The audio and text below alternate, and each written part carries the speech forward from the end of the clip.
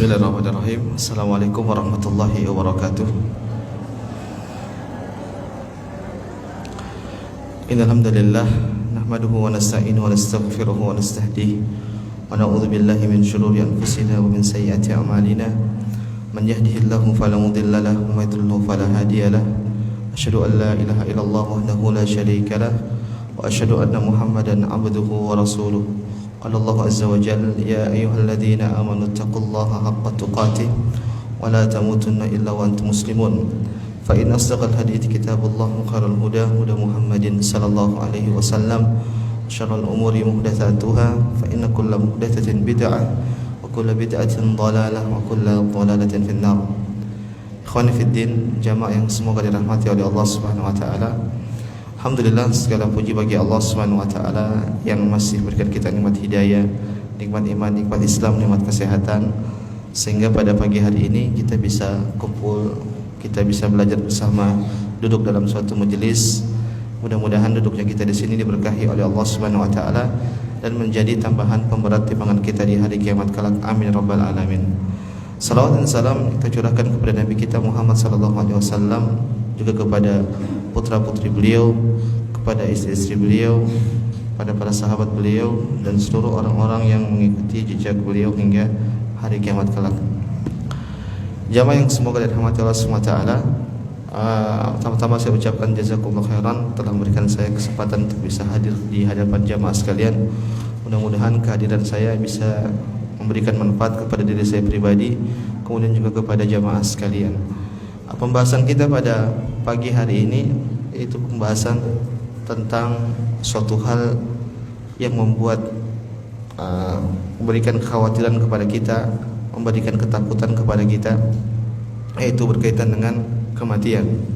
Yang judul ini diberikan yang tema ini diberikan judul oleh panitia dengan sempatkan untuk mengingatkan kematian. Jamaah yang semoga dirahmati Allah, kematian adalah suatu tabiat, suatu keniscayaan yang pasti akan terjadi pada setiap manusia. Kematian ini akan memberikan kesedihan, kekhawatiran, membuat hal yang tadinya nikmat menjadi tidak enak. Inilah yang disebut dengan kematian. Oleh karena Nabi SAW juga pun menyebutkan kematian itu dengan penghancur kelezatan. Beliau sallallahu alaihi wasallam bersabda, "Aktsiru dzikra hadimil ladzat." Kata Nabi SAW, perbanyaklah kalian untuk mengingat pemutus kelezatan.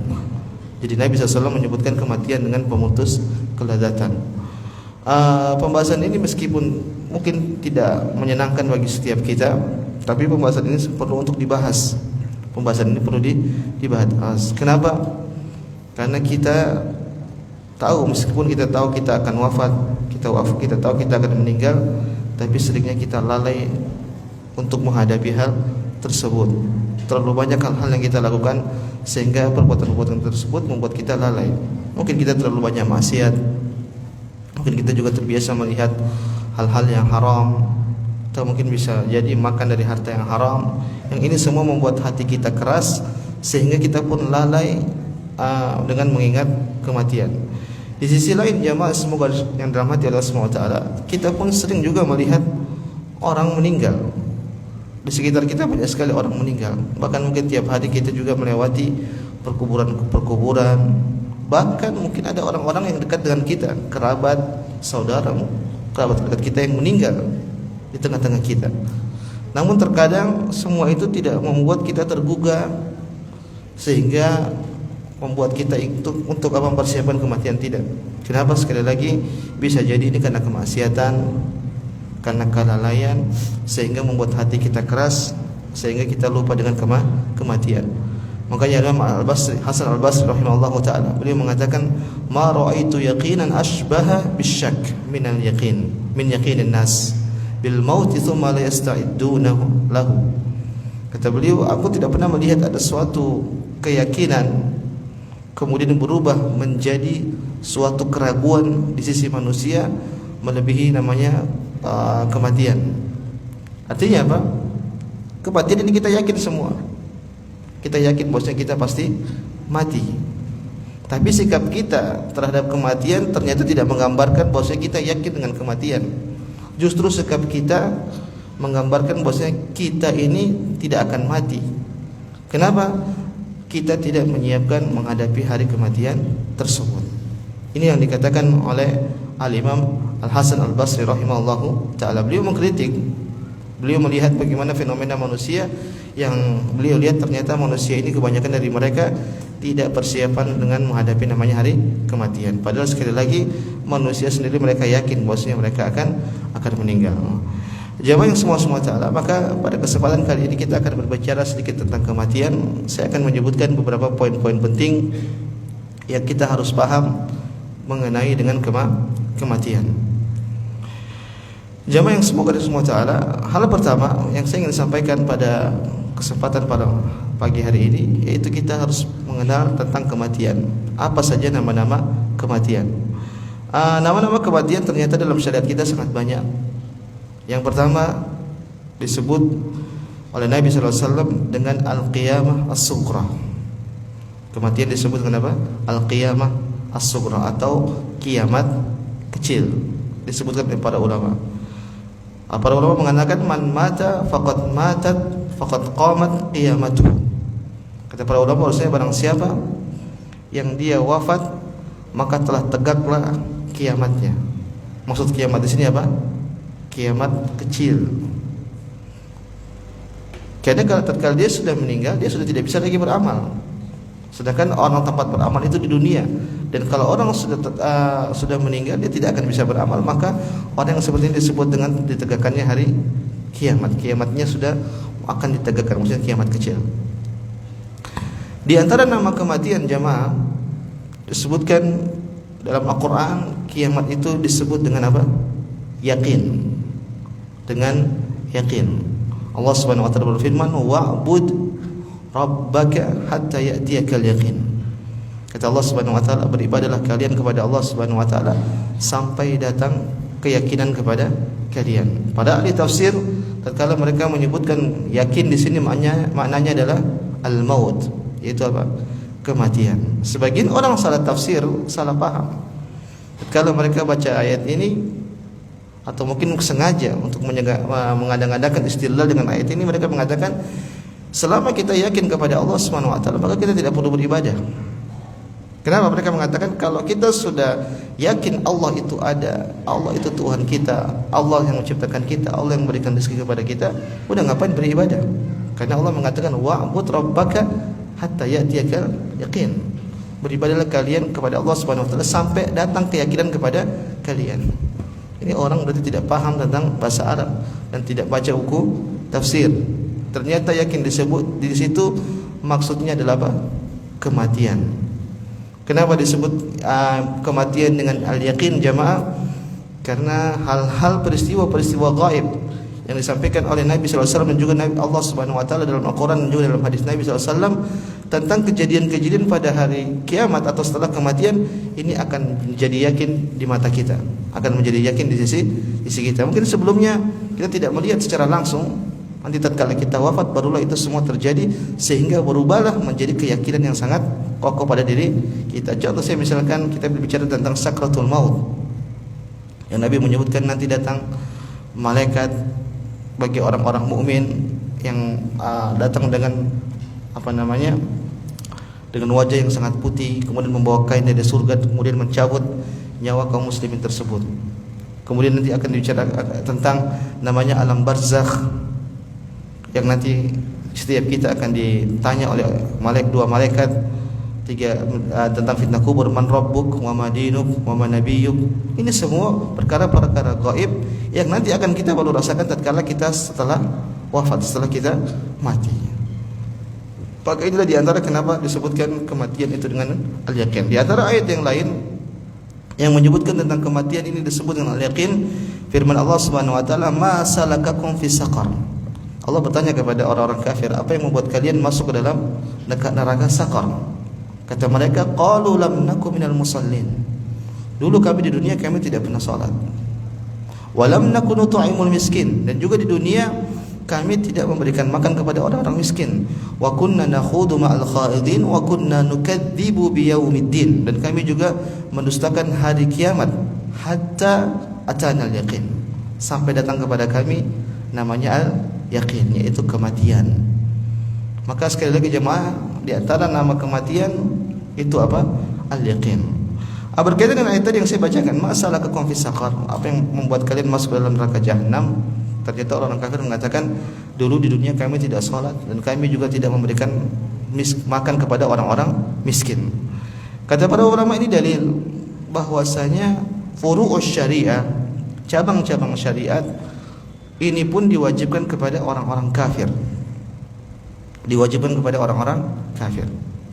Kenapa mereka ditanya, kenapa kalian masuk neraka? Kata mereka, kami tidak sholat. Sekarang saya tanya, apakah orang kafir sholat sah? Tidak. Tapi hukum asal mereka tetap diwajibkan oleh Allah Subhanahu wa taala. Kapan mereka sholatnya sah? Kalau mereka bersyahadat dulu. Kenapa demikian kata para ulama? Ini untuk menambahkan adab bagi mereka. Mereka sudah kafir, kemudian mereka tidak sholat, padahal sholat diwajibkan kepada mereka. Mereka kafir, mereka tidak puasa, padahal puasa pun juga diwajibkan kepada mereka. Maka semakin berat azab yang akan menimpa mereka, yang Allah timpakan kepada mereka. Kenapa? Semua furu' syariah yang ini kita kerjakan sekarang sebagai kaum muslimin, ini pun harusnya dikerjakan juga oleh mereka. Tapi terhalang pengerjaan tersebut gara-gara mereka apa? Kafir. Maka dari penjelasan ini sebagian ulama mengatakan tidak boleh kita pun memberikan makanan kepada orang-orang kafir di bulan puasa, di bulan Ramadan. Kenapa? Hukum asalnya mereka juga orang-orang yang diwajibkan untuk apa? Berpuasa. Maka sebagian ulama lebih jauh mengatakan tidak boleh kita jual beli makanan kepada orang-orang kafir di bulan Ramadan. Kenapa? Sekali lagi, karena mereka juga diwajibkan untuk berpuasa. Ini dalilnya, masalah fis saqar qalu lam nakum minal musallin. Allah tanya kenapa mereka ditanya kenapa kalian masuk neraka sakar? Kata mereka, kami dulu di dunia tidak salat dan kami juga tidak memberikan makan kepada orang-orang miskin. Wa kunna nakhudu ma'al khaidin wa kunna nukadzibu biyaumiddin hatta atana al-yaqin, sampai datang kepada kami namanya al-yaqin. Al-yaqin juga sekali lagi ini adalah namanya kematian, nama lain dari kematian. Jamaah yang semoga dari Allah Taala. Kemudian yang ketiga, di antara nama kematian disebutkan oleh para ulama, yaitu disebut dengan hadimul ladzat. Hadimul ladzat, yang kalau kita terjemahkan yaitu pemutus kelezatan atau penghilang kelezatan. Yang ini berasalkan dari hadis Nabi sallallahu alaihi wasallam. Nabi menyebutkan aktsiru dzikra hadimil ladzat. Wahai manusia, perbanyaklah kalian untuk mengingat pemutus kelezatan. Oke, jemaah semua taala, dalam tema kita berjudul sesempatkanlah untuk mengingat kematian. Harusnya jangan sempat. Harusnya buat momen setiap hari untuk mengingat namanya kematian. Kenapa semakin banyak kita mengingat kematian? Inilah yang sangat dianjurkan oleh Nabi kita Muhammad sallallahu alaihi wasallam. Perbanyak, aktsiru. Aktsir itu terjemahnya perbanyaklah kalian. Perbanyaklah kalian mengingat pemutus kelezatan. Kenapa disebut kematian dengan pemutus kelezatan? Ya benar, karena semua hal yang tadinya lezat kalau sudah diputus oleh kematian sudah tidak enak lagi. Saya contohkan misalnya apa yang kita suka makan. Makanan terenak apa jemaah? Durian, mungkin biasanya orang bilang durian. Durian musangking di samping, di hadapan kita. Ternyata di samping kita ini ada jenazah lagi sakaratul maut. Kira-kira ada orang sakaratul maut, belum mati lagi sakaratul maut. Yang sakaratul maut bukan antum tapi orang di sebelah kita. Kira-kira musangking itu enak tidak? Gak bakal enak.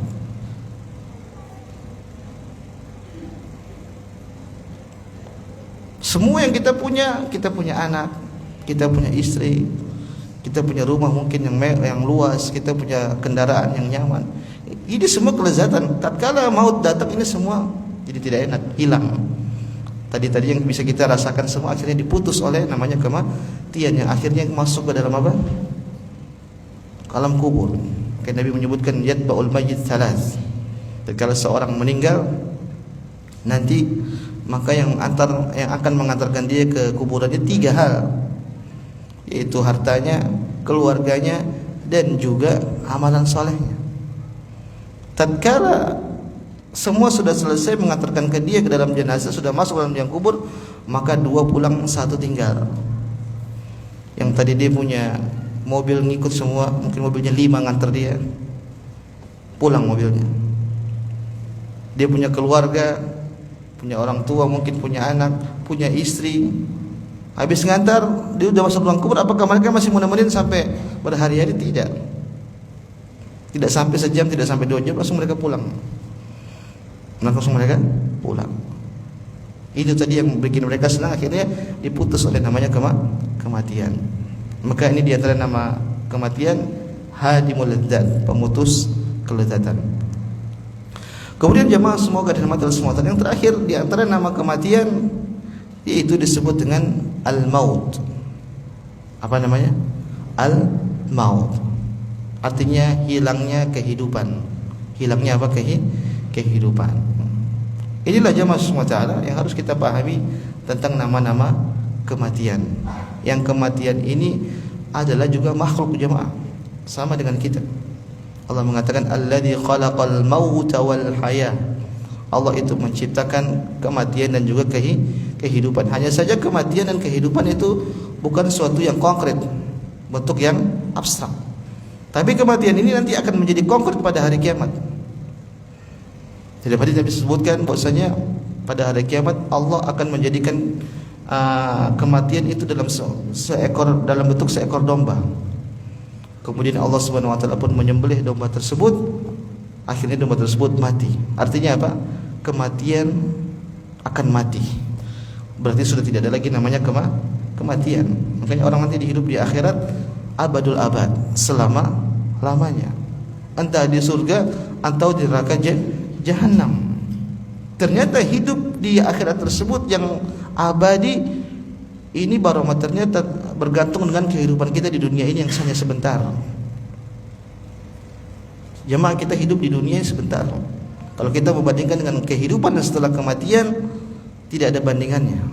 Kita di alam kubur, kira-kira dalam kubur nanti berapa lama jemaah? Wallahu a'lam. Orang-orang yang hidup di zaman Nabi Adam alaihissalam sampai sekarang masih dalam kubur, belum dibangkit-bangkitkan. Berapa tahun itu? Setelah itu kita masuk ke dalam alam berikutnya, namanya alam barzakh, alam kubur atau alam barzakh. Alam barzakh itu alam kubur. Kemudian setelah itu kita masuk dalam namanya alam padang mahsyar. Berapa lama di padang mahsyar? Fi yaumin kana miqdaruhu 50 alf sana. Kata Allah Subhanahu wa taala, satu hari di padang mahsyar itu seperti 50.000 tahun. Maka berjalanlah urutan di padang mahsyar, nanti akhir pada ujungnya kita hanya 2 pilihan, hanya 2 tempat persinggahan terakhir, entah surga atau neraka jahanam. Berapa lama di surga, berapa lama di neraka? Selama-lamanya. Tapi kalau orang muslim selama syahadatnya tidak batal, maka pada ujungnya akidah Ahlussunnah menyatakan bahwa dia akan pasti masuk dalam surga. Tapi ya, dicuci dulu, dibersihkan dulu di neraka jahanam, dan itu berat. Itu berat. Ternyata semua kehidupan itu bergantung dengan kehidupan kita di dunia ini yang tidak lama, sangat sedikit. Yang kata Nabi, a'maru ummati ma baina sittina wa sab'in wa aqalluhum man yajuzu dzalik. Kata Nabi SAW, umur umatku itu hanya berkisar 60 sampai 70 tahun. Yang sudah 60-70 sedikit lagi, enggak lama lagi. Yang masih muda belum tentu nyampe 60, belum tentu nyampe 70 tahun. Makanya Imam Al-Qurtubi rahimahullah ta'ala dalam kitabnya Tadzkirah, beliau menyatakan, menurut pengalaman saya, yang saya dapati banyak yang meninggal itu anak-anak muda. Artinya apa? Dia ingin jelaskan bahwasanya kebanyakan orang tuh nggak sampai tua, tidak sampai tua, belum sampai 60, belum sampai 70 sudah meninggal. Oleh karena dia semua cara hidup kita sebentar, apalagi yang jenggotnya udah putih, yang rambutnya udah beruban. Allah mengatakan waja'akumun nadhir, telah datang kepada kalian peringatan. Apa itu peringatan di situ? Uban. Para ulama tatkala menafsirkan peringatan di situ adalah uban. Kenapa? Ini peringatan bosnya tidak lama lagi. Ini menjelaskan kepada kita bahwasanya umur kita hanya sebentar. Ternyata yang sebentar itu menjadi barometer, menjadi patokan standar kehidupan kita nanti di akhirat kelak. Apakah kita di surga ataukah kita di neraka jahanam. Ini jemaah semua, poin pertama yang saya sampaikan bahwasanya berkaitan tentang nama-nama kematian. Tadi ada berapa jemaah? Ada 4. Yang pertama tadi apa? Al-qiyamatus sughra, atau kiamat kecil. Kemudian yang kedua disebut dengan juga al-yaqin. Kemudian disebut dengan hadimul ladzat, memutus kelezatan. Kemudian yang keempat al-maut, yaitu kematian. Hal kedua berkaitan dengan kematian yang perlu kita tahu. Tadi semua kita paham, cuma saya hanya ingin mentadkir, ingin mengingatkan bahwasanya setiap yang berjiwa pasti akan merasakan namanya kematian. Setiap yang berjiwa pasti akan merasakan namanya kematian. Dan dalil yang menjelaskan tentang hal ini sangat banyak. Dalil yang menjelaskan bahwasanya yang berjiwa pasti akan meninggal, pasti akan wafat, itu sangat banyak. Saya akan sebutkan dalil-dalilnya satu persatu. Semua sebenarnya kita yakin, cuman ini agar membuat kita semakin yakin. Agar membuat kita semakin yakin sehingga kita bisa berubah kondisi kita. Dan tadinya mungkin kita lupa, kita lalai, jadi kita bisa teringat lagi bahwa kita akan meninggal. Dalil pertama, Allah Subhanahu wa taala berfirman, kullu nafsin dha'iqatul maut. Kata Allah Subhanahu wa taala, setiap jiwa pasti akan merasakan namanya kematian. Wa innama tuwaffawna ujurakum yaumal qiyamah. Dan sungguhnya pada hari kiamat itu nanti balasanmu akan disempurnakan, balasan kita akan disempurnakan oleh Allah Subhanahu wa taala. Faman zuhziha 'anil nar wa udkhilal jannata faqad faz. Barang siapa yang diselamatkan dari api neraka jahanam kemudian dimasukkan ke dalam surga, maka dia adalah orang yang beruntung. Wa mal hayatud dunya illa mata'ul ghurur. Dan kata Allah Subhanahu wa taala di akhir ayat, dan tidaklah kehidupan dunia ini kecuali hanya kesenangan yang menipu. Jamaah yang semoga semua dari ayat ini kita paham. Allah mengatakan kullu nafsin dha'iqatul maut. Kullu itu adalah bersifat umum. Artinya ini mencakup semua yang berjiwa. Namanya kalau orang dia berjiwa, pasti yakin pasti dia akan meninggal, siapapun dia. Mau laki-laki, mau perempuan, mau dia muda, mau dia tua, mau kaya ataupun miskin, pasti akan mati. Mau dia seorang ulama atau mungkin orang awam biasa, mau dia orang biasa ataupun dia nabi, orang soleh atau orang buruk, namanya yang berjiwa, namanya manusia, pasti akan meninggal. Ini antum harus paham. Warga jamaah semua cara, siapapun tidak akan bisa selamat dari namanya kematian. Kemudian Allah mengatakan tadi, wa innama tuwaffawna ujurakum yaumal qiyamah. Tatkala nanti manusia diwafatkan oleh Allah Subhanahu wa taala, maka nanti pada hari kiamat balasan-balasan atas apa yang dia lakukan di atas muka bumi ini akan diberikan kepada dia secara sempurna. Secara sempurna. Allah mengatakan yauma tajidu kullu nafsin ma 'amilat min khairin muhdara. Kata Allah Subhanahu wa taala, dan pada hari tersebut setiap orang akan mendapatkan di kullu nafsin ma 'amilat min khairin, dia akan mendapatkan kebaikan apa yang telah dia kerjakan di atas muka bumi ini. Wa ma 'amilat min su, dan juga dia akan melihat semua amalan-amalan yang dia kerjakan di atas muka bumi ini, mau baik yang buruk, dia pasti bakal lihat nanti balasan pada hari kiamat. Kemudian Allah mengatakan faman zuhziha 'anil nar wa dukhilal jannata faqad faz. Barang siapa yang ternyata dia melihat amalan-amalan tersebut, ternyata amalan-amalan tersebut mendatangkan keridhaan Allah Subhanahu wa taala sehingga dia diselamatkan dari api neraka jahanam dan dia masuk ke dalam surga, maka ini adalah orang yang sangat beruntung. Jamaah, ini isyarat bahwasanya kita masuk surga itu sebenarnya bukan dari amalan kita. Karena kalau amalan kita ditimbang mau dibayar untuk kita masuk surga, tidak ada apa-apanya. Surga Allah terlalu besar, surga Allah terlalu sempurna untuk kita bayar dengan amalan soleh kita. Tapi kita beramal soleh itu kita mencari keridhaan Allah Subhanahu wa taala. Dan kita masuk surga bukan karena amalan soleh, tapi karena keridhaan Allah Subhanahu wa taala. Amalan kita sedikit jemaah. Sudah sedikit, tidak sempurna. Artinya apa? Tidak ikhlas kadang-kadang. Dan kita sadar, kita sholat terkadang kita tidak khusyuk. Kita baca Quran baru baca satu halaman sudah ngantuk. Baru zikir sedikit sudah capek, udah malas. Amalan kita kurang. Yang amalan-amalan ini kalau kita mau bayar buat masuk surga, nggak ada harganya sebenarnya. Tapi ya, amalan inilah yang mendatangkan keridhaan Allah Subhanahu wa taala. Allah itu sangat cinta sama hamba-hambanya. Lallahu arhamu bi ibadihi min hadhihi bi waladiha. Kata Nabi SAW, Allah itu sangat cinta, sangat sayang kepada hambanya, melebihi kasih sayang seorang ibu kepada anaknya. Maka tatkala kita beramal, niatkan murni hanya untuk Allah, mencari wajah Allah Subhanahu wa taala. Kalau kita jujur, pasti Allah tahu. Pasti Allah akan berikan apa yang kita damba-dambakan. Antum datangkan dalam majelis ilmu, berniat saya pengen mengangkat kebodohan dari diri saya.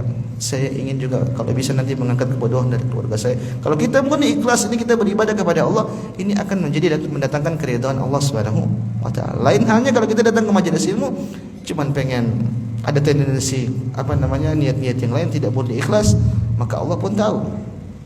Yang itu akan menghalangi keridhaan Allah Subhanahu wa taala. Intinya jemaah semua taala ingat, Allah mengatakan tadi kullu nafsin dha'iqatul maut. Setiap yang berjiwa pasti, tidak ada tawar-menawar, pasti akan wafat. Mau laki-laki mau perempuan, mau jenis apapun, mau soleh atau mau tidak soleh, pasti akan meninggal. Ayat yang lain sama juga yang menjelaskan tentang manusia pasti akan meninggal. Allah juga mengatakan kullu nafsin dha'iqatul maut summa ilaina turja'un. Kata Allah Subhanahu wa taala, setiap jiwa pasti akan meninggal atau akan merasakan namanya kematian. Summa ilaina turja'un. Kemudian kepada kamilah mereka akan dikembalikan. Jamaah semua taala, pada hakikatnya kita ini sedang berjalan menuju pintu untuk menghadap Allah Subhanahu wa taala. Oleh karena Nabi SAW tatkala berbicara tentang dunia, beliau mengatakan mali walid dunya, apa urusanku dengan dunia? Innama ana fid dunya qarakibin istadalla tahta syajaratin thumma raha wa tarakaha. Kata Nabi SAW, sesungguhnya saya di atas muka bumi ini hanya seperti seorang musafir yang sedang berjalan kemudian berhenti di bawah sebuah pohon, kemudian jalan lagi untuk menempuh perjalanan sampai saya pulang. Jadi kita di dunia ini akan berjalan pada hakikatnya. Kita sedang berjalan menuju suatu pintu yang kita akan berjumpa dengan Allah, yaitu namanya pintu kematian. Tsumma ilaina turja'un, kata Allah Subhanahu wa taala, dan mereka akan kita kembalikan nanti pada hari kiamat. Untuk apa? Untuk mempertanggungjawabkan semua yang kita lakukan di atas muka bumi ini. Jadi pulang bukan abad saja, bukan pulang ke Allah, maksudnya pulang ke akhirat, tidak, bukan dibiarin gitu aja. Tapi dia apa? Ada pertanggungjawaban. Makanya Ali bin Abi Thalib pernah mengatakan, "Lau anna idza mutna turikna, lakana al-maut rahata kulli hayyin, walakinna idza mutna bu'ithna wa nus'alu ba'da an kulli syai'in." Kata Ali bin Abi Thalib, beliau mengatakan, kalau seandainya kita meninggal kemudian dibiarin gitu aja, maka sungguh kematian ini adalah istirahat yang didambakan oleh setiap manusia. Walakinna idza mutna bu'ithna, tapi yang jadi masalah kalau kita meninggal, kita dibangkitkan oleh Allah Subhanahu wa taala. Kemudian apa? Wa nus'alu ba'da an kulli syai'in. Kemudian kita akan ditanya atas segala hal apa yang telah kita lakukan. Semua jemaah, semua. Mau dari yang paling besar sampai yang paling kecil. Faman ya'mal mithqala dzarratin khairan yara. Barang siapa yang mengerjakan kebaikan sekecil biji dzarrah, maka dia akan lihat. Sebaliknya barang siapa yang mengerjakan keburukan sekecil biji dzarrah, dia akan lihat nanti keburukan tersebut, dia akan melihat balasannya. Al-Luqman berkata kepada anaknya, nasihat, "Ya bunayya, innaha in takum mithqala habatin min khardalin fatakun fis sakhratin aw fis samawati aw fil ardi ya'ti biha Allah.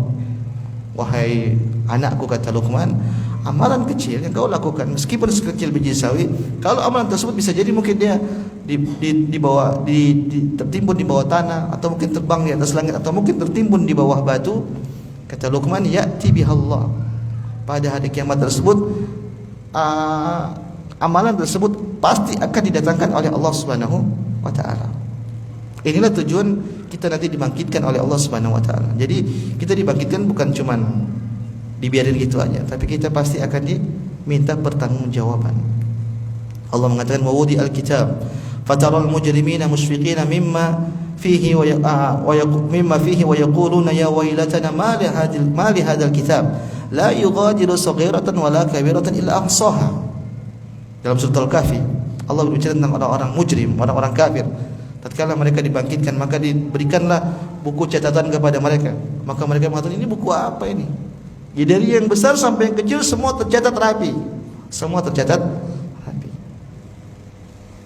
Maka kata para ulama, ini diantara salah satu dampak buruknya dosa, jemaah. Meskipun saya katakan kita berdosa, meskipun kita sudah bertobat, tapi catatan itu tetap masih ada.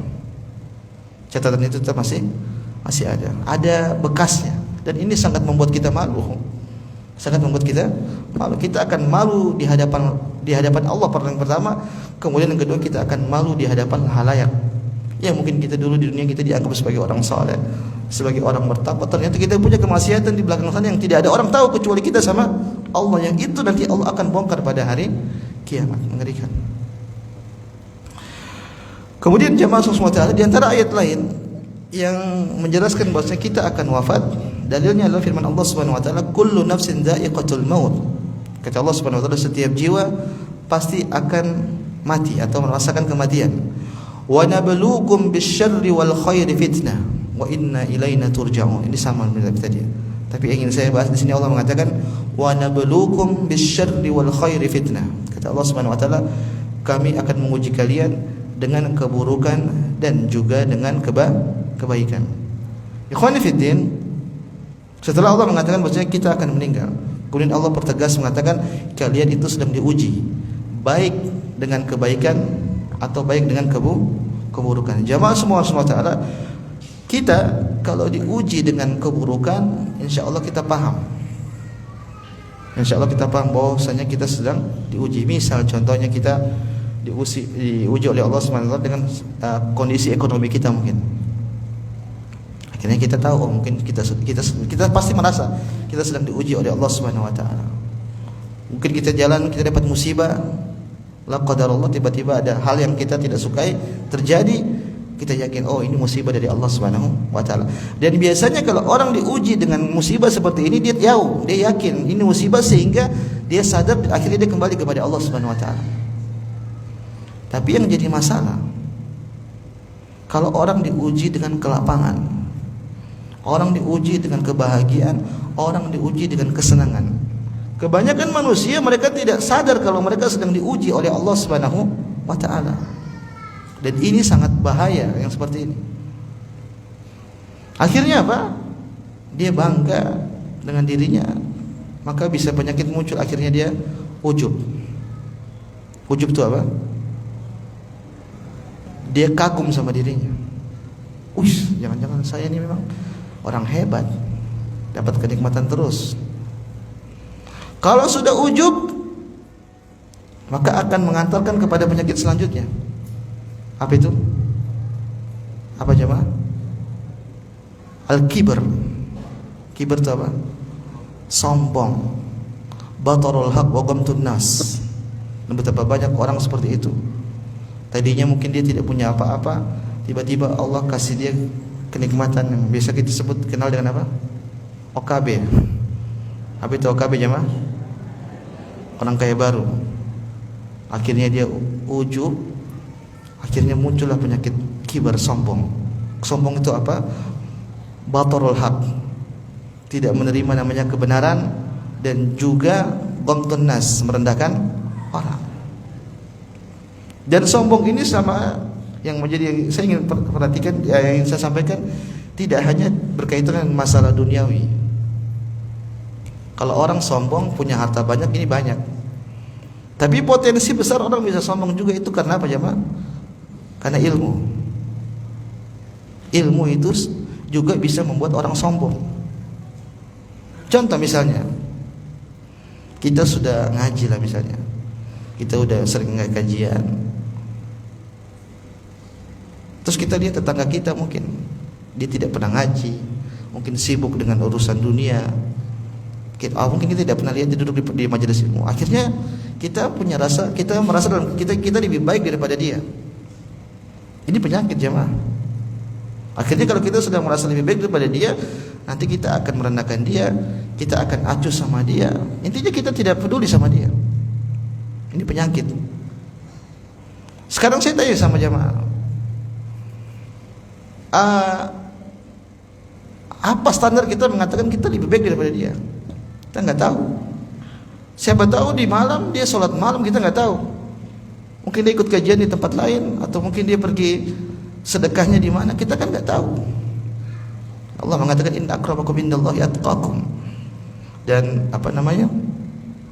sebaik-baik kalian itu yang paling bertakwa. Dan kita tidak tahu akhir kehidupan kita seperti apa.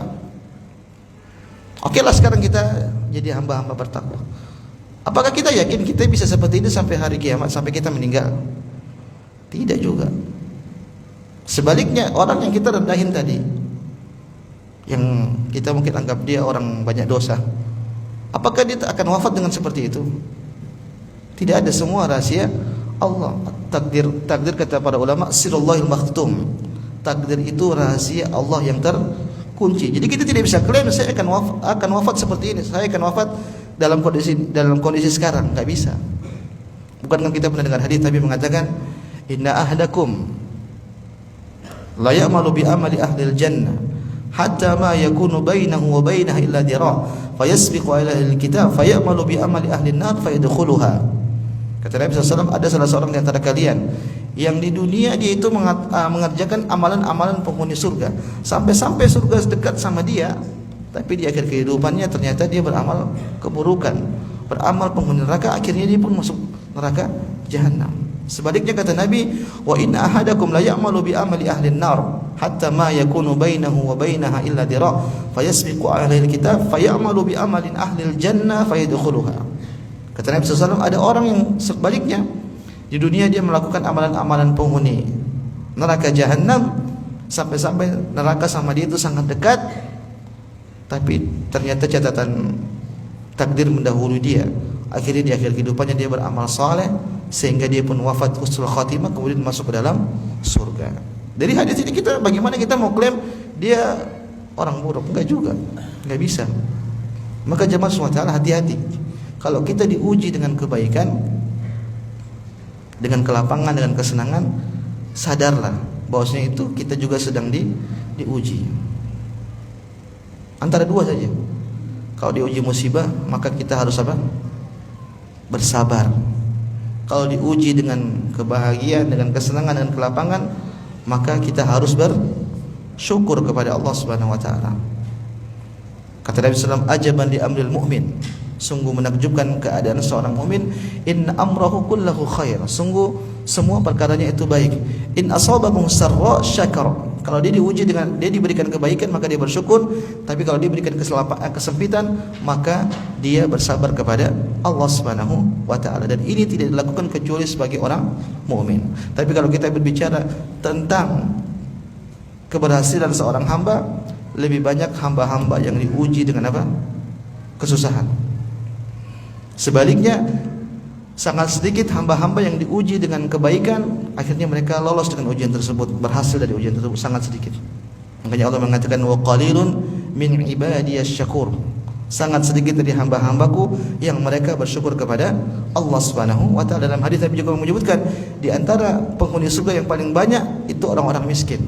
Orang-orang apa? Miskin. Artinya apa? Saya ingin sampaikan, orang diuji dengan kesusahan, banyak yang berhasil. Tapi kalau orang diuji dengan kebahagiaan, sangat sedikit yang berhasil. Saya tanya bapak-bapak, yuk, pilih yang mana? Diuji miskin atau diuji kaya? Hah? Diuji kaya, tapi tadi Allah mengatakan wa qalilun min ibadiyas syakur, sangat sedikit yang masuk surga karena mereka tidak bersyukur. Sekali lagi saya tanya, mau diuji kaya mau diuji miskin?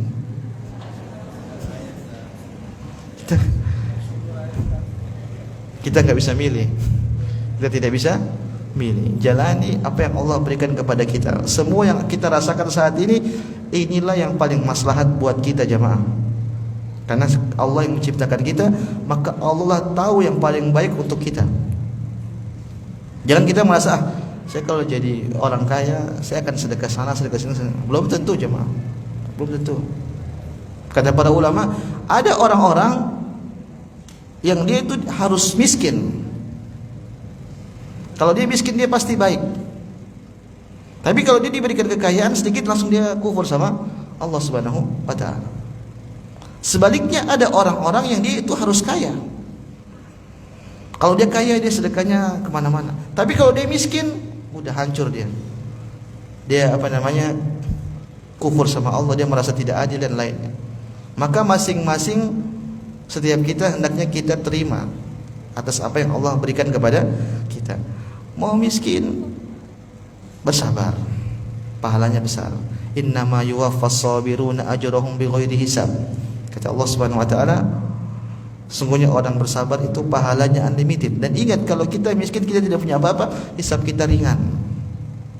Kita lebih cepat masuk surga. Ini hiburan. Bagi orang-orang kaya, bersyukur. Bersyukur meskipun hisabnya panjang, tapi kalau itu ada kemuliaan, ada ibadah syukur di sana, maka pahalanya bisa banyak. Maka kekayaan, kebahagiaan yang didapatkan akan bisa menjadikan dorongan domplengan dia untuk masuk surga kepada Allah Subhanahu wa taala. Dan ingat, bagi orang-orang yang diberikan kelebihan harta, kalau kita ingin menimbang harta kita ini bermanfaat atau tidak, kita lihat kebahagiaan tersebut mengantarkan kita dekat sama Allah atau tidak.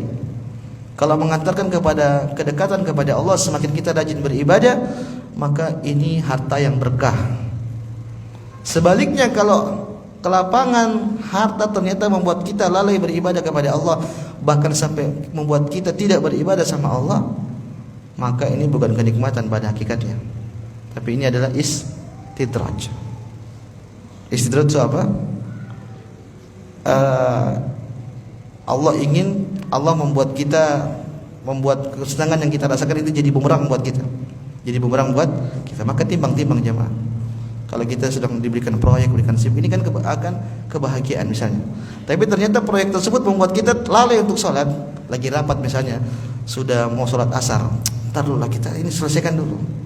Rapat, akhirnya jam 5, setengah 6 baru sholat. Ini bahaya seperti ini. Ini bukan kenikmatan lagi jadinya. Justru ini bala, ujian. Yang pada akhirnya seperti itu juga ujian. Maka jemaah semua, tadi ingat ayat ini, tadi Allah mengatakan kullu nafsin dha'iqatul maut. Setiap jiwa pasti akan meninggal, akan wafat. Wa nabluukum bisyarri wal khairi fitnah. Dan kami uji kalian dengan keburukan dan juga kami menguji kalian dengan kebaikan. Wa ilaina turja'un, dan kalian akan kembali kepada Allah Subhanahu wa taala. Kemudian jemaah, di antara dalil yang menjelaskan bahwasanya kita pasti akan wafat, Allah mengatakan kullu man 'alaiha fan.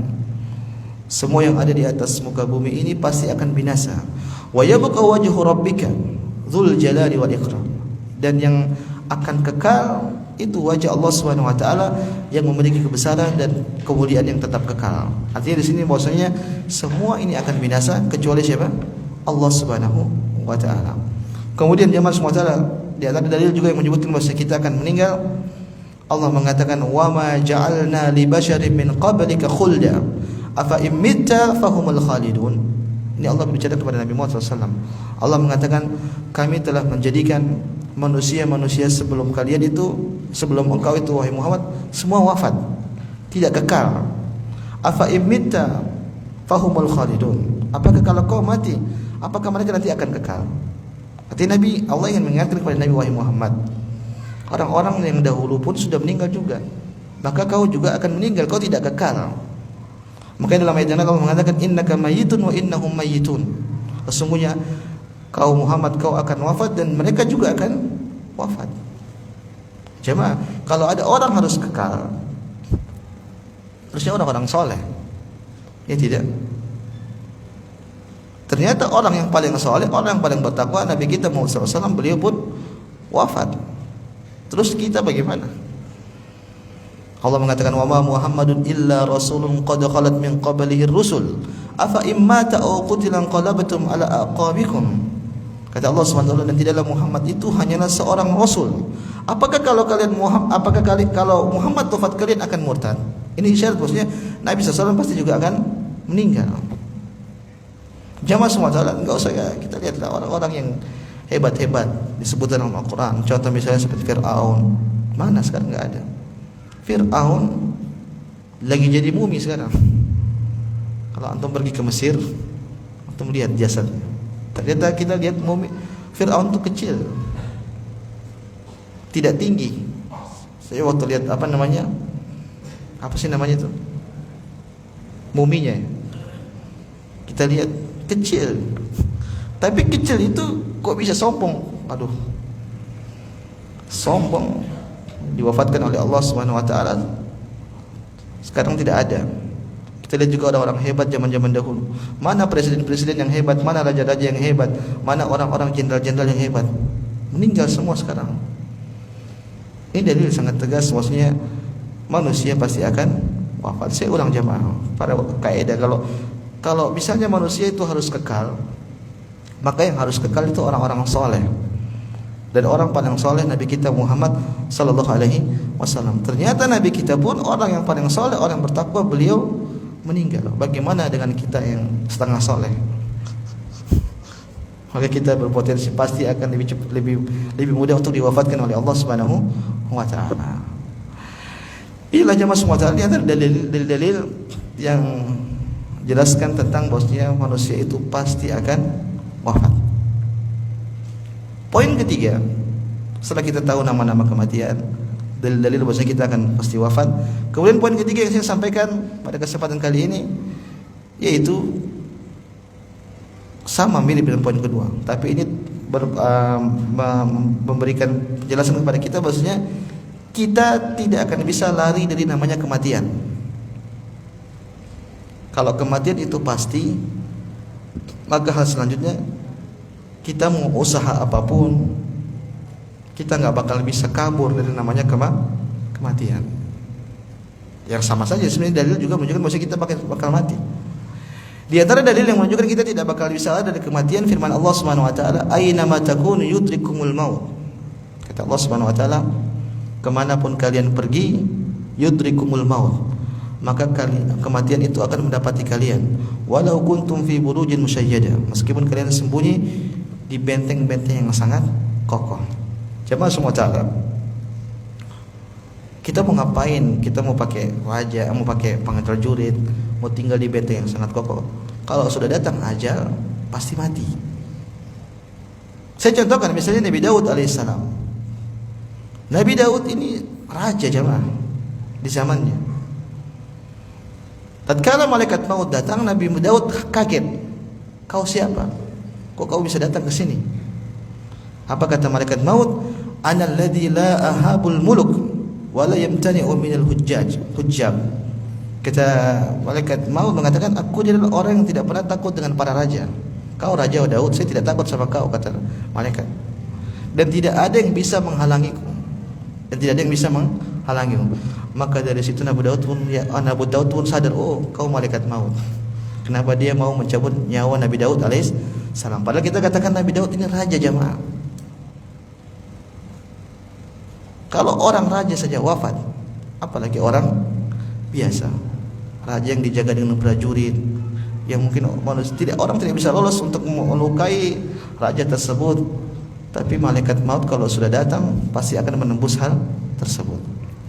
Di antara ayat yang lain menyebutkan kita tidak bisa lari dari kematian. Allah mengatakan, "Qul innal mautal ladzi tafirruna minhu fa innahu mulaqikum." Kata Allah Subhanahu wa taala, katakanlah wahai Muhammad, sesungguhnya kematian yang kalian lari darinya, fa innahu mulaqikum. Sesungguhnya kematian itu akan mendapati kalian. Sebagian ulama tatkala mereka menafsirkan ayat ini, mereka mengatakan kematian itu bukan mengejar kita. Kalau ngejar kan dari belakang. Tapi mulaqikum itu maksudnya apa? Ketemu dari depan. Jadi dia bukan ngejar kita, tapi dia sedang berjalan menuju kita, saling tinggal tunggu waktu kita ketemu di mana gitu. Itu kematian. Tsumma tarudduna ila alimil ghaib wasyahada fayunabbi'ukum bima kuntum ta'malun. Ya Allah Subhanahu wa taala, ingat mulaqikum. Oleh karena sebagian ulama, sebagian ahli medis, mereka tatkala menjelaskan tentang kehidupan manusia, di sini ada yang dokter. Allahu alam, mereka mengatakan begini, manusia sejak kecil mereka tumbuh dalam masa pertumbuhan, maka itu banyak sel-sel yang akan bertumbuh. Dan dalam kondisi itu pula ada sel-sel nanti yang akan mati. Tapi tatkala masa pertumbuhan lebih banyak sel yang tumbuh. Nanti setelah umur sekian, mungkin 40 tahun, 50 tahunan, banyak sel-sel yang sudah mulai mati. Jadi seakan-akan saling bersilang. Saya ulang, tatkala manusia tumbuh, itu ada sel-sel yang tumbuh terus. Tapi dalam kondisi itu pula ada sel-sel yang mulai mati satu per satu. Artinya apa?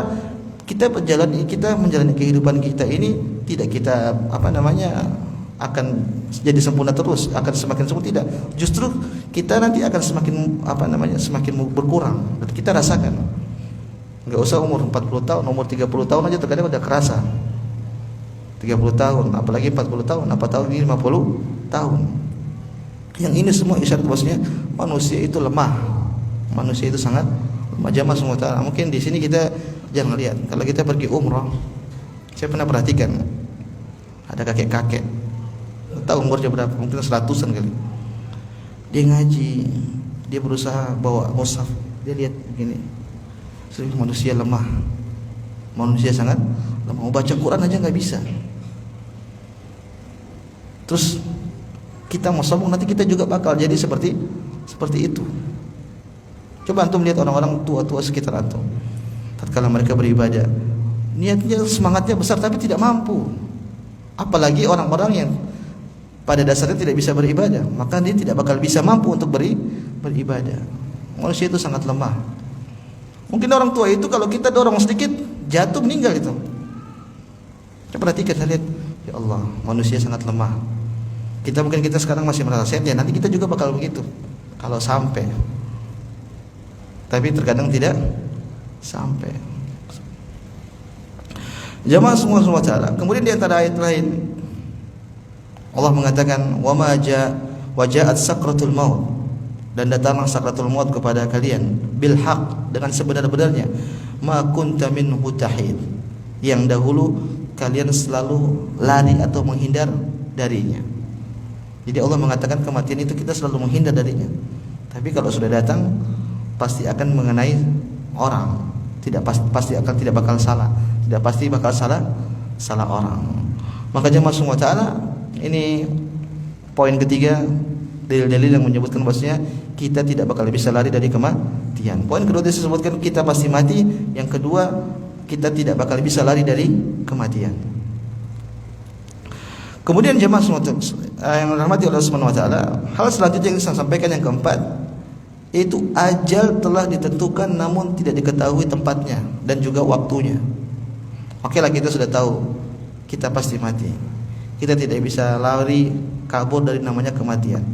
Poin selanjutnya kita harus pahami, kita tidak tahu kapan kita akan mati dan juga di mana. Jadi ini pasti, tapi kita tidak tahu kapan dan di mana. Makanya sebagian orang menyebutkan kematian itu dengan janjian yang tidak pakai tanggal. Kita udah janjian sama kematian. Oke, kita janjiannya ketemu ya. Kapan? Enggak dikasih tahu. Di mana? Tidak dikasih tahu. Oleh karena Imam Qurtubi beliau mengatakan begini, wa ajma'atil ummah, para ulama manusia semua sepakat, ala anna al-maut laisa lahu sinnun ma'lum wala zamanun ma'lum wala maradun ma'lum. Kata beliau Imam Qurtubi, manusia semua sepakat bahwasanya kematian itu tidak diketahui kapan, kemudian Maksudnya kita di usia kapan, di usia berapa, kemudian waktunya juga kapan, kemudian tidak diketahui dalam kondisi apa. Saya ulang, Qurtubi mengatakan kita manusia semua sepakat, maksudnya mereka tahu, maksudnya mereka akan mati, tapi mereka tidak tahu di usia berapa, kemudian dalam kondisi seperti apa. Bahkan beliau menyebut ke sini wala maradun ma'lum, tidak tahu sakit apa. Karena kita tahu kita dalam perjalanan kehidupan terkadang kita banyak mengalami namanya sakit inilah, sakit itu. Kita nggak tahu sakit mana yang membuat kita wafat. Yang menjadi perhatian itu kita lihat kebanyakan banyak orang meninggal tidak sakit. Dan banyak jemaah. Dikisahkan ada orang tadinya dia mau pergi berangkat penerbangan siang. Akhirnya dia tidak jadi berangkat. Kenapa? Dengar kabar bahwasanya tantenya sakit. Akhirnya dia batalkan keberangkatannya, dia jenguk tantenya, takut tantenya meninggal. Akhirnya sholat asar dia sholatin tantenya. Besok paginya orang ini yang disolatin. Besok pagi dia disolatin. Kenapa? Tahu-tahu meninggal. Tidak pakai muqaddimah. Dan ini di antara kejadian-kejadian yang kita lihat di sekitar kita. Jamaah semua taala, di antara dalil ayat Al-Qur'an yang menyebutkan bahwasanya kita tidak tahu kita kapan meninggal dan di mana. Allah mengatakan wa ma tadri nafsun ma taksibu ghadan. Kata Allah Subhanahu wa taala, tidak satu orang pun mengetahui dengan pasti apa yang dia dapatkan besok. Kita katakan jangan besok. Ini ketika sebentar habis pulang dari sini, kita pulang tidak ada jaminan kita masih hidup. Tidak jamin masih hidup. Wa ma tadri nafsun bi ayyi ardin tamut. Kemudian kata Allah Subhanahu wa taala, dan setiap jiwa tidak tahu di bumi mana dia akan wafat. Innallaha alimun khabir. Dan Allah Subhanahu wa taala sungguhnya Maha mengetahui dan Maha khabir. Maha khabir itu maksudnya Maha mengetahui secara lebih detail. Yang kita garis bawahi, Allah mengatakan wa ma tadri nafsun bi ayyi ardin tamut. Dan setiap jiwa tidak mengetahui di bumi mana dia akan wafat. Para ulama ahli tafsir tatkala mereka menafsirkan ayat ini, mereka mengatakan tidak tahu kapan, di mana, dan dalam kondisi apa. Ini tiga hal yang tidak diketahui oleh manusia. Kapan dia meninggal, di mana dia akan meninggal, dan dalam kondisi apa dia akan meninggal. Sekarang semua yang meninggal banyak tidak tahu. Makanya kita dapati ada orang-orang yang sama sekali tidak punya kepikiran beliau akan wafat. Mungkin dia sebelum pulang rumah atau dia sebelum pergi kerja dia bilang sama istrinya, nanti siapin ini saya pulang saya mau makan.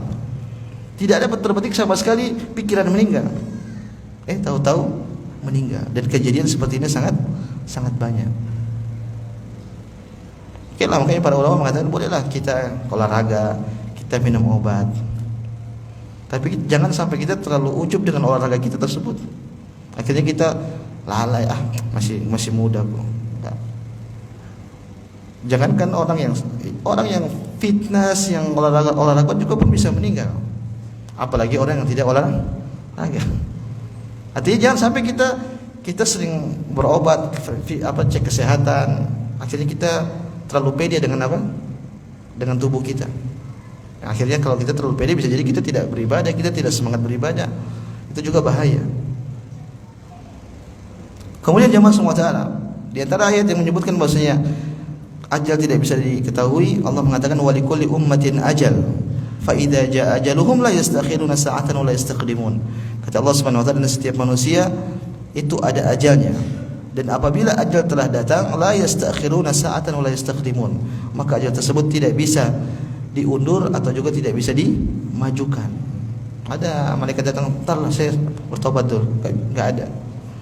Kalau sudah datang waktunya ya pasti meninggal dalam kondisi apapun. Oleh karena jemaah semua taala, kita mau tidak mau, kita kalau sudah tahu begini kita harus bersiap-siap. Harusnya setiap saat kita harus siap.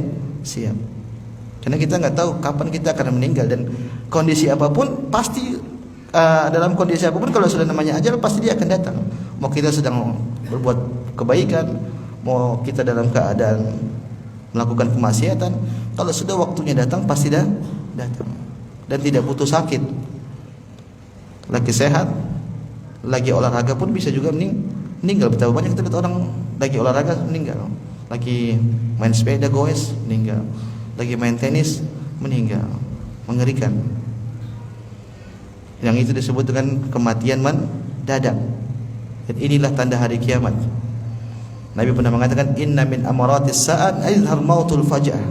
Di antara tanda hari kiamat itu bermunculan namanya kematian mendadak. Yang kalau pakai istilah medis serangan jantung. Padahal sebenarnya jantungnya tidak apa-apa ya. Memang kalau meninggal ya pasti jantungnya berhenti. Makanya dibilang apa? Serangan jantung. Maka jamaah semua ta'ala persiapkan namanya kematian. Kemudian selanjutnya jamaah yang ingin saya sampaikan pada kesempatan kali ini, poin berikutnya yaitu sesuai dengan judul kita, yaitu maka mau tidak mau kita harus mempersiapkan kematian kita, yaitu dengan cara banyak mengingat kematian.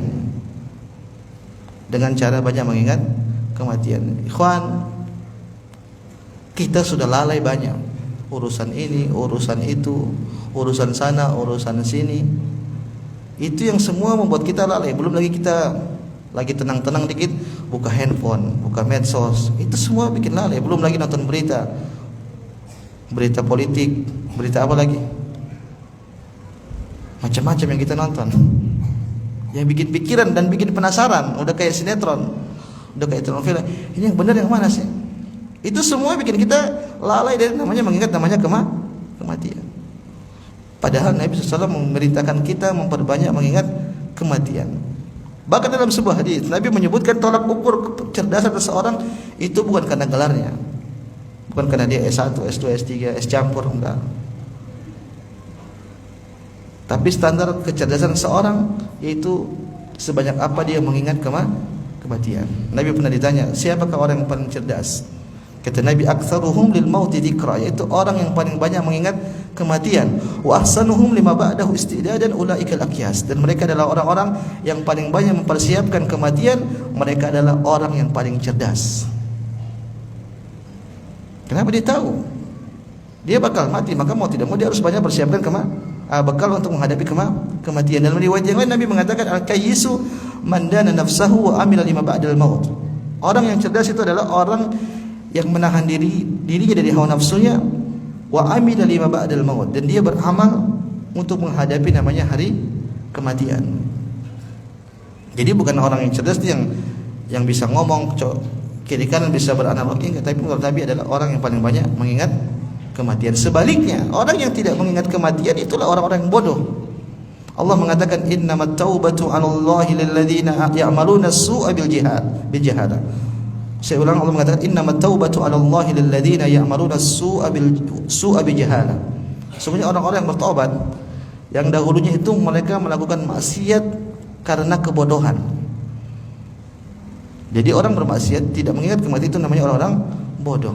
Orang-orang yang menjual negeri akhiratnya gara-gara kesenangan yang sedikit di dunia ini. Maka ini orang-orang yang bodoh. Kenapa? Makanya orang maksiat disebut orang bodoh.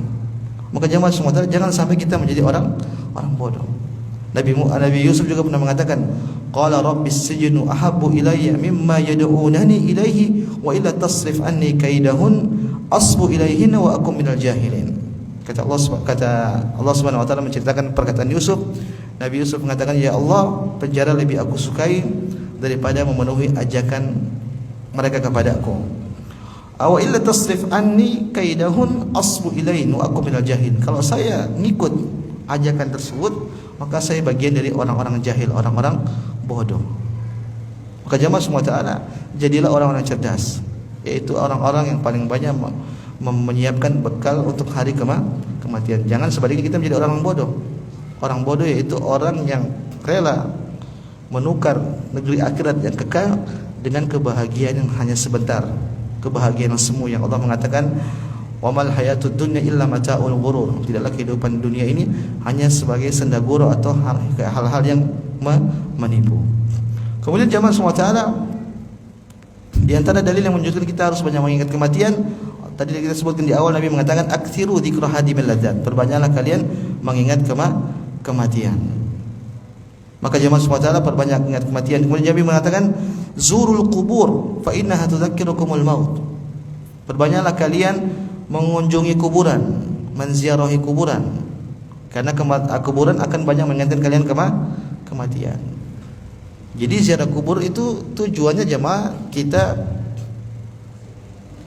mengingat kematian. Tapi kita dapati sekarang kuburan di negeri kita udah kayak taman. Jadi kita sudah tidak ngeri lagi dengan kematian. Bahkan ada orang main-main di kuburan. Kenapa? Indah. Padahal harusnya kuburan tidak seperti itu. Justru harusnya kita ke kuburan kita mengingat namanya kematian. Jemaah yang semua mungkin pertanyaan, bagaimana kita mengingat kematian? Kata para ulama, mengingat kematian berarti kita banyak beramal soleh. Bukan maksudnya kita ingat kematian akhirnya kita was-was, akhirnya buat kita tidak bisa bergerak, tidak bisa lakukan ini, jadinya ketakutan terus. Ini yang dikritik oleh para ulama, mengatakan ini kesalahan. Artinya jangan sampai kita diperintahkan untuk banyak mengingat kematian, akhirnya kita tidak bergerak, tidak beramal, tidak beraktivitas. Dan ada orang seperti itu. Kenapa ditiup was-was sama Allah, sama setan? Jangan kau begitu, nanti kau mati. Jangan kau begitu, nanti kebahaya, ngeri. Akhirnya tidak bisa bergerak, tidak bisa aktivitas, tidak bisa beramal. Tapi dijelaskan oleh para ulama, yang dimaksud dengan mengingat kematian yaitu dengan banyak beramal saleh. Ini kisah seorang salaf, jamaah semua taala. Disebutkan bahwasanya seorang ini dia muhaddis, perawi hadis. Salaf ini kehidupannya penuh dengan amalan saleh. Sampai-sampai kalau disebutkan bahwasanya kalau malaikat maut sudah jemput di pintu rumahmu, dia tidak bisa nambah lagi amalan soleh karena sudah penuh. Kalau kita dikatakan besok kita meninggal, maka hari ini kita langsung gaspol, amalan soleh banyak kita tidak lakukan. Tapi kalau salaf tersebut setiap hari amalannya sudah penuh, sampai-sampai dikatakan kalau malaikat maut sudah datang di pintumu, dia tidak bisa lagi nambah amalan soleh. Maka inilah orang yang cerdas jamaah. Dia tahu bahwa dia akan meninggal, maka dia memperbanyak amalan soleh untuk menyiapkan kematiannya. Maka sekali lagi jangan disalahpahami. Tatkala kita banyak mengingat kematian, akhirnya jadinya kita murung, ketakutan, khawatir, akhirnya tidak beramal, tidak melakukan ini, tidak melakukan inilah kesalahan. Justru para ulama mengatakan mengingat kematian itu memberi dampak kita untuk banyak beramal saleh. Banyak bersedekah, banyak salat, baca Quran. Kenapa? Kita sedang mengumpulkan pundi-pundi amalan untuk meraih keridhaan Allah Subhanahu wa taala. Kemudian jemaah semua taala, kalau kita mengingat kematian maka banyak manfaat. Saya bacakan perkataan seorang ulama. Dia mengatakan man aksara dzikral maut, barang siapa yang banyak mengingat kematian, ukrima bisalas, maka dia akan dimuliakan dengan 3 perkara. Yang pertama adalah ta'jilut taubah. Dia akan bersegera untuk bertaubat. Wa qana'atil qalbi wa nasyatil ibadah. Dia akan memiliki hati yang qanaah dan dia juga akan semangat beribadah. Saya ulang, orang kalau banyak mengingat kematian, 3 ini dia pegang jemaah. Dia akan cepat bertaubat. Misalnya dia terjatuh dalam kesalahan, dia langsung buru-buru bertaubat. Kenapa? Dia tahu nanti dia bakal mati. Jangan sampai dia tunda-tunda akhirnya dia mati. Kemudian yang kedua, qana'atul qalb. Dia akan punya hati yang qanaah. Artinya ngapain saya cari banyak-banyak kalau saya mau bakal mati. Kemudian yang ketiga, nasyatil ibadah. Dia akan semangat beribadah. Kenapa? Dia tahu ini bekal dia untuk menghadapi namanya hari kematian. Sebaliknya kata para ulama, man nasiya dzikral maut, barang siapa yang lupa mengingat kematian, uqiba bi thalathin, maka dia akan diberikan ganjaran 3 hal yang sangat membuat dia binasa. Yang pertama taswifut taubah, at-taswifit taubah. Dia akan menunda-nunda taubat. Ini semua kebalikan dari 3 yang pertama. Kemudian yang kedua, adamil qanaah. Dia tidak akan qanaah. Wa kasrul ibadah. Wa kasrul ibadah. Dia akan malas beribadah. Jamaah, orang kalau tahu dia hidupnya panjang, dia enggak bakal bertaubat. Dia akan mengatakan nantilah, masih lama kok. Belum waktunya. Apalagi setan kalau udah bisik-bisik, ente taubat nanti ente balik lagi. Nanti kan itu ente main-mainin Allah itu namanya. Akhirnya tidak jadi bertobat. Nanti ajalah nanti. Itu permainan syaitan. Yang kedua, ada qanaah. Dia tidak bakal qanaah. Kenapa? Dia pikir dia hidupnya masih panjang, dia akan cari terus. Saya masih muda, kok masih 30-an, saya cari terus lah. Tidak akan pernah puas dengan pemberian Allah Subhanahu wa taala. Yang ketiga, wa kasrul ibadah, dia akan malas ibadah. Kenapa? Sama juga dia mengatakan nanti. Jawabannya cuma satu, nanti. Dia punya angan-angan, nanti kalau saya sudah umur 60, saya kerja, sekarang saya masih 30, saya akan kerja terus cari uang banyak. Nanti setelah saya umur 50, 60, saya bikin masjid, pasang nama saya tinggal di samping masjid, saya jadi DKM, saya ngurus semua, saya yang akan urus semua masjid tersebut. Kita bilang mudah-mudahan cita-citamu kesampai. Alhamdulillah kalau kesampai. Kalau tahun depan meninggal gimana?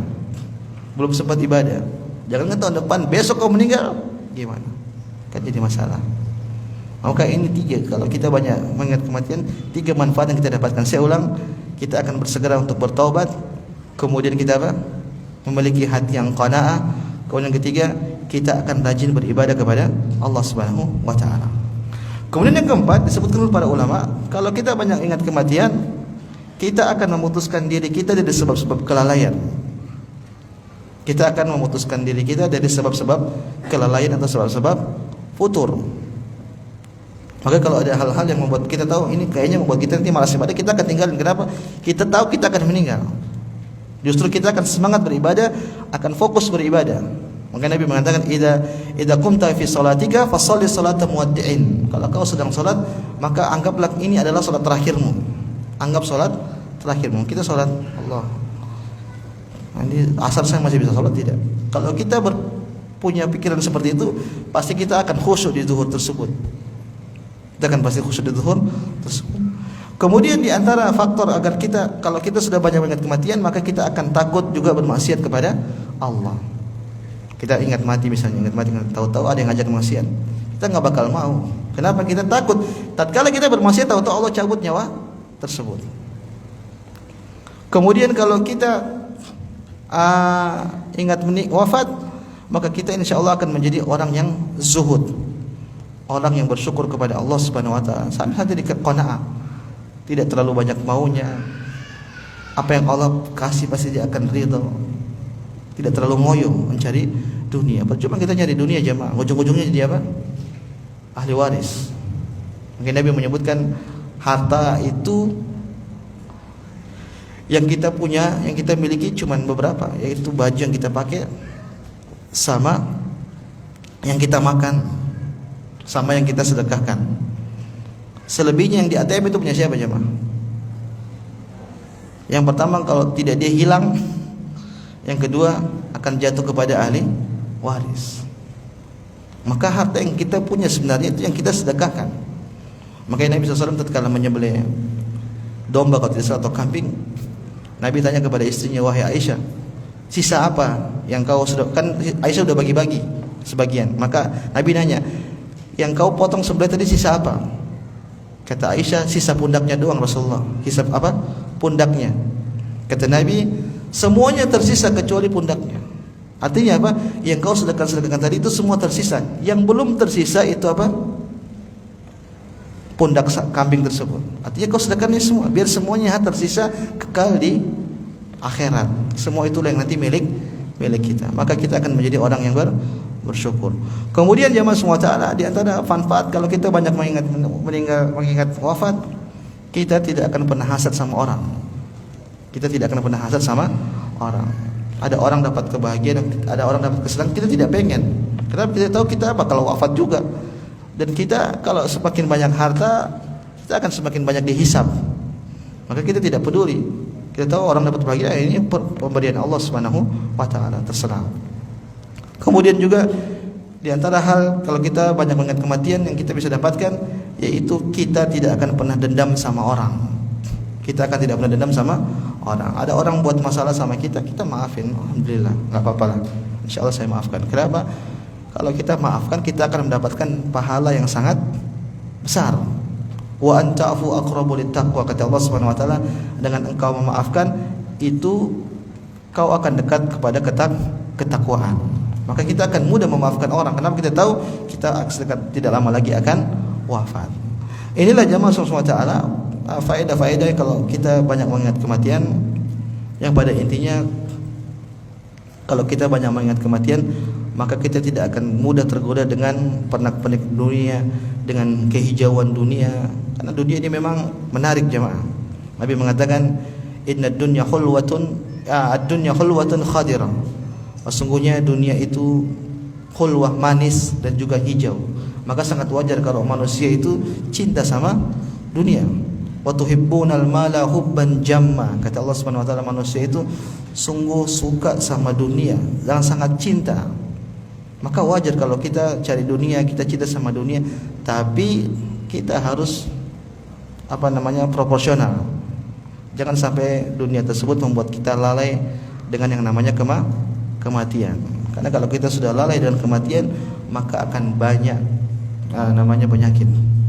Bahkan sumber kriminal, sumber kemaksiatan, kata para ulama, sebagian mereka mengatakan salah satunya karena lupa dengan namanya kematian. Kenapa? Dia merasa hidup dia masih panjang, sehingga dia mengatakan nantilah dan nanti.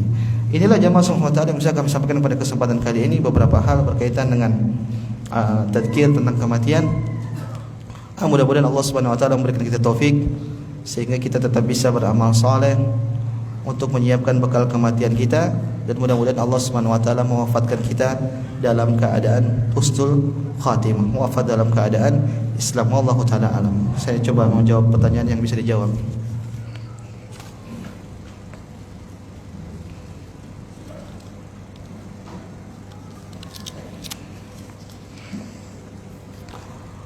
Assalamualaikum Ustaz, semoga Ustaz sehat selalu. Saya ingin bertanya tentang berbuat kebaikan kepada selain bukan orang Islam, apakah tetap dapat amal? Jazakallahu khair. Jawabannya benar. Berbuat kebaikan kepada siapapun itu ada nilai pahalanya di sisi Allah Subhanahu wa taala. Bahkan Nabi dulu punya tetangga orang Yahudi. Nabi menyebutkan, mazala Jibril yusini. Jibril senantiasa datang kepadaku dan memberikan wasiat kepadaku agar aku senantiasa berbuat baik kepada tetanggaku tersebut, yaitu siapa? Orang Yahudi. Sampai-sampai kata Nabi, sampai-sampai saya mengira orang Yahudi ini akan menjadi ahli warisku. Orang Yahudi juga datang lagi sakit pembantunya Nabi, maka Nabi jenguk. Ini semua dalil menunjukkan bahwasanya kalau kita berbuat baik kepada orang kafir, selama itu kebaikan, maka pasti kita akan mendapatkan pahala di sisi Allah Subhanahu wa taala.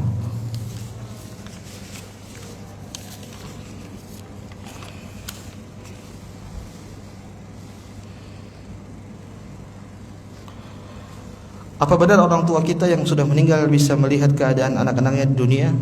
Jawabannya enggak benar. Dalilnya apa? Nabi Muhammad SAW tatkala menunggu di haud, maka tatkala itu ada sebagian kaum muslimin yang mau minum di telaga Nabi SAW. Maka disebutkan, Nabi panggil kaum tersebut.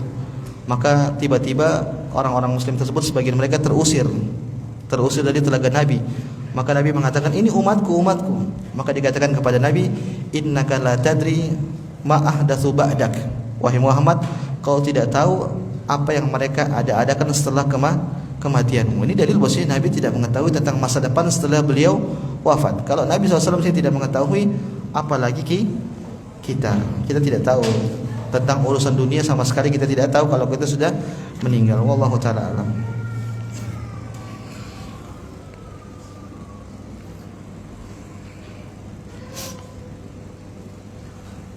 Apakah doa seorang saudara baik, saudara kandung atau kerabat akan sampai ke mendiang saudaranya yang sudah meninggal, seperti doa seorang anak kepada kedua orang tuanya langsung tanpa perisai?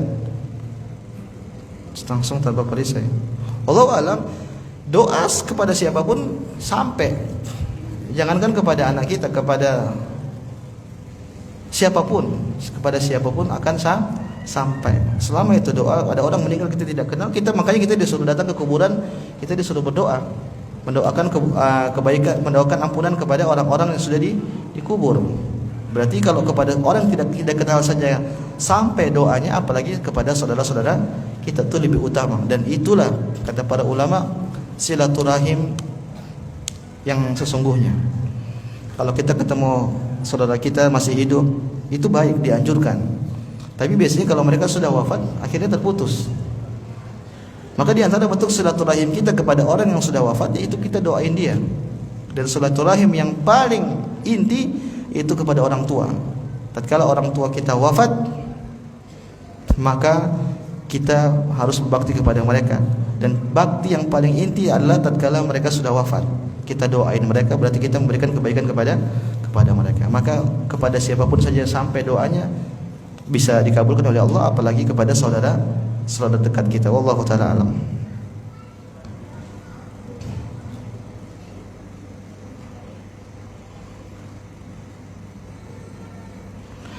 Ustaz, izin bertanya, bagaimana jika seorang sedang mengendarai kendaraan motor atau mobil, terkadang berpikir kalau ketabrak gimana ya? Apakah itu termasuk mengingat kematian atau bentuk kehati-hatian? Ini bisa dua kemungkinan.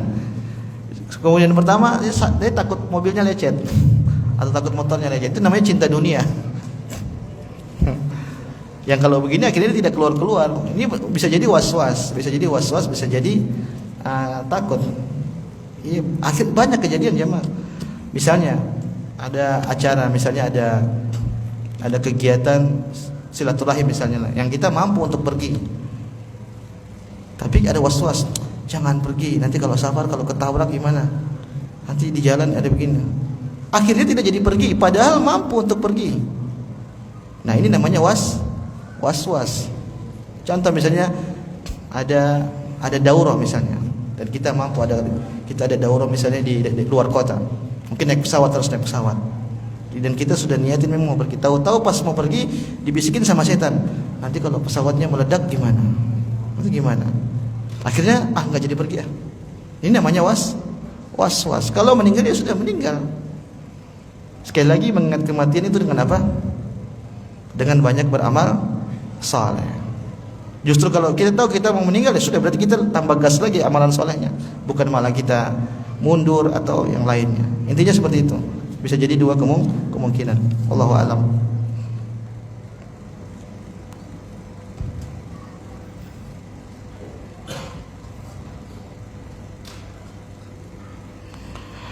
Bolehkah kita berdoa memohon kepada Allah meminta diwafatkan dalam keadaan apa dan kondisi bagaimana? Misalnya dalam keadaan baik, dimudahkan di saat haji atau umrah, dan dalam keadaan tidak berhutang serta husnul khatimah. Boleh-boleh saja. Tapi sekali lagi, kalau kita berdoa, ahsan, kita tidak perlu mendikte Allah Subhanahu wa taala. Tapi kita berdoa dengan doa-doa Nabi Muhammad sallallahu alaihi wasallam, lebih jami', lebih sempurna. Nabi itu kalau berucap atas landaskan wahyu Allah Subhanahu wa taala, maka doa terbaik itu doanya Nabi sallallahu alaihi wasallam. Cukup doa Allahumma inna nas'aluka husnal khatimah, dan ini doa yang diminta oleh Nabi Muhammad sallallahu alaihi wasallam. Kalau kita dikte, ya Allah, mudah-mudahan saya mati nanti dalam keadaan begini, dalam keadaan begini. Boleh tidak? Boleh-boleh saja. Sebagai contoh oleh seorang ustaz, ada orang dia berdoa, ya Allah, kalau saya pengen masuk surga, nanti surga saya di sebelah sini ada pohon, kebun ininya, di kebun ini, didikte. Tahu-tahu nanti dia masuk surga, ternyata ada orang surganya lebih bagus, karena nanti menyesal juga. Kenapa saya tidak minta yang seperti itu ya? Udah minta secara umum, ya Allah, mudah-mudahan saya dimudahkan wafat dalam keadaan husnul khatimah. Dan saya ingatkan jemaah, ada orang yang dia berdoa, ya Allah, mudah-mudahan saya wafat dalam keadaan salat, dalam keadaan umrah, dalam keadaan haji. Boleh-boleh saja. Tapi jangan sampai itu ada niat pengen dikatakan sebagai orang yang wafat dalam keadaan husnul khatimah. Paham tidak jemaah?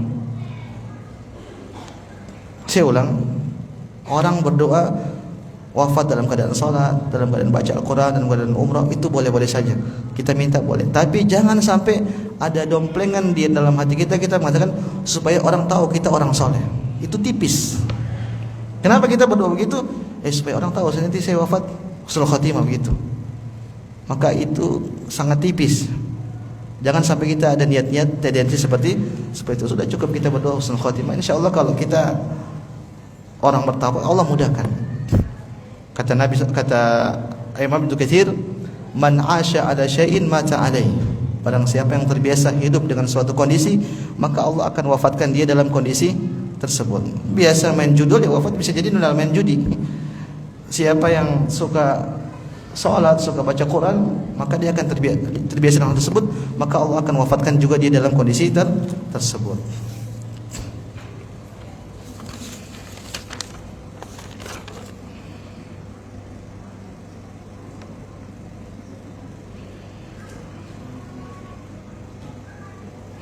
Izin bertanya Ustaz, bagaimana hukumnya jika ada orang-orang yang telah menyiapkan makamnya untuk nanti mereka wafat, membeli tanah makam lebih dahulu, apakah diperbolehkan? Boleh-boleh saja.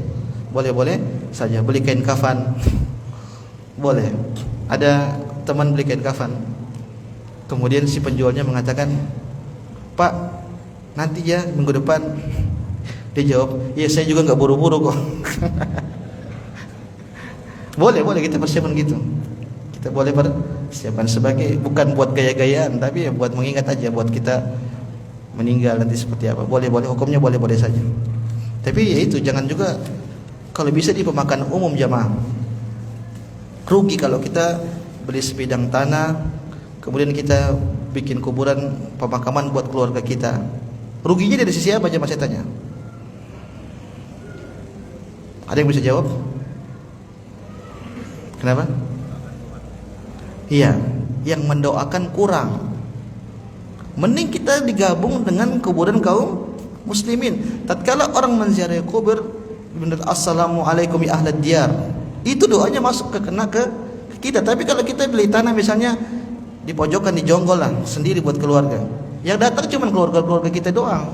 Tapi kalau kita di kuburan umum, kita mendapatkan doa banyak dari setiap pengunjung yang datang kepada pemakaman tersebut. Maka kalau mau beli tanah, ya beli tanah di kuburan umum. Emang bisa pesan jemaah sekarang? Hah? Nggak boleh kan? Setahu saya tidak boleh. Boleh, tapi kalau di kuburan-kuburan yang mahal-mahal mungkin.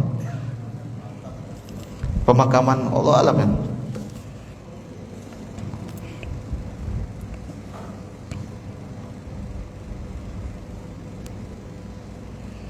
Untuk masuk surga bukan diukur dari banyaknya amal kita, tapi tergantung ridha Allah Subhanahu wa taala. Bagaimana kita mengetahui ridhonya Allah? Apa ciri-cirinya? Agar kita mendapatkan ridha Allah, maka kita beramal. Jawabannya begitu. Saya ulang, kita masuk surga bukan karena apa? Amal kita. Kita masuk surga karena ridha Allah. Bagaimana kita bisa mendapatkan ridha Allah? Maka kita beramal. Begitu jawabannya. Dan ridha Allah bisa banyak kita dapat, banyak kita mendapatkan orang tua, berbakti kepada orang tua. Nabi menyebutkan ridha Allah fi ridhal walid wa sakhatullah fi sakhatil walid. Keridhaan Allah itu bergantung dengan keridhaan orang tua, dan kemurkaan Allah juga bergantung dengan kemurkaan orang tua. Intinya begitu. Kita tidak masuk dengan amalan soleh kita, tapi dengan ridha Allah Subhanahu wa taala. Dan kalau kita pengen dapat ridha Allah, maka kita beramal seikhlas-ikhlasnya. Allah taala alam.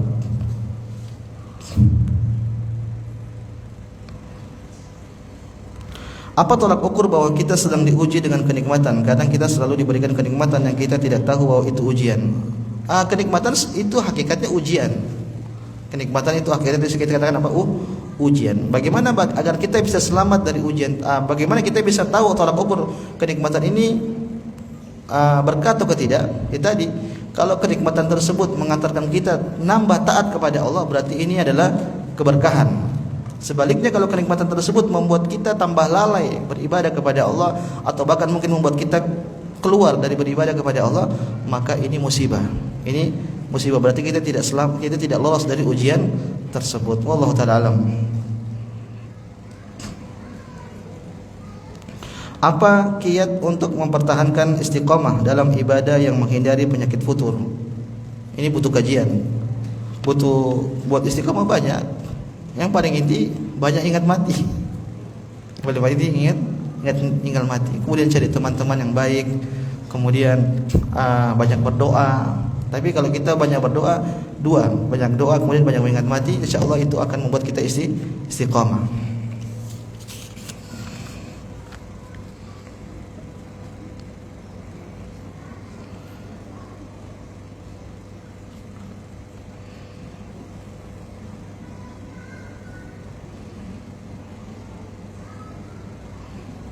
Allah Ta'ala, ini pertanyaan sama ini yang bisa kami sampaikan jamaah.